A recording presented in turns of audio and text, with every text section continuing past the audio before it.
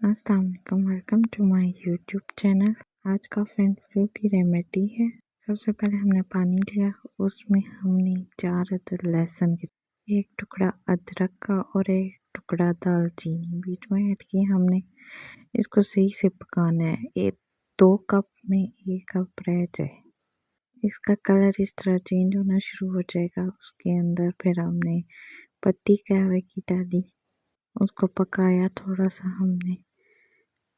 इसके बाद हमने इसमें 1 चुटकी हल्दी बंद करके हल्दी की डाल देनी और ऊपर से कवर कर देना है।